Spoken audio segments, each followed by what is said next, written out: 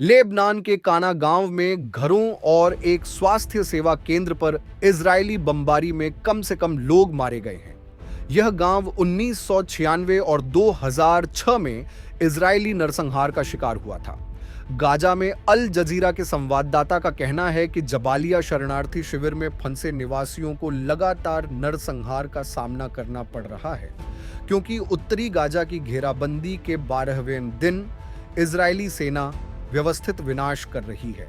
Gaza city वफा की report. Israel ने बेरूत के दक्षिणी उपनगरों में लोगों को खाली करने का आदेश देने के तुरंत बाद बमबारी की है।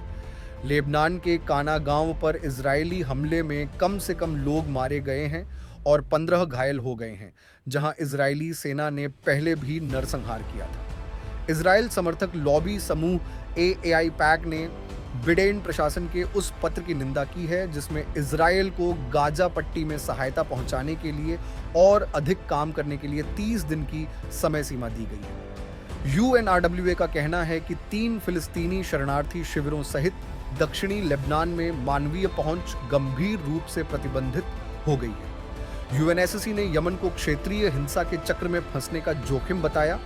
यमन में संयुक्त राष्ट्र के विशेष दूत हैंस ग्रनबर्ग ने संयुक्त राष्ट्र सुरक्षा परिषद यूएनएससी को बताया है कि यमन के हौथी और लाल सागर के जहाजों पर उनके हमले देश को क्षेत्र में सैन्य वृद्धि की ओर ले जा रहे हैं। ग्रनबर्ग और संयुक्त राष्ट्र के कार्यवाहक मानवीय प्रमुख जॉयस मसूया ने लाल सागर में हौथी हमलों को रोकने का आह्वान किया। यूएनएससी सदस्यों को संबोधित करते हुए ग्रनबर्ग ने कहा कि यमन में उज्जवल भविष्य की उम्मीदें संभावित रूप से विनाशकारी क्षेत्रीय संघर्ष की छाया में गिर रही हैं।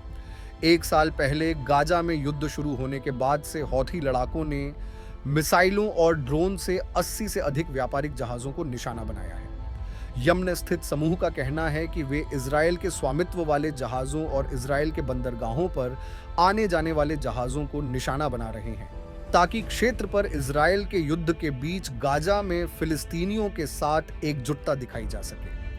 मसूया ने कहा कि संयुक्त राष्ट्र भी यमन के हौदेइदाह और छोटे बंदरगाह रास ईसा पर अमेरिकी नेतृत्व वाले सैन्य गठबंधन द्वारा किए जा रहे हमलों से बहुत चिंतित है।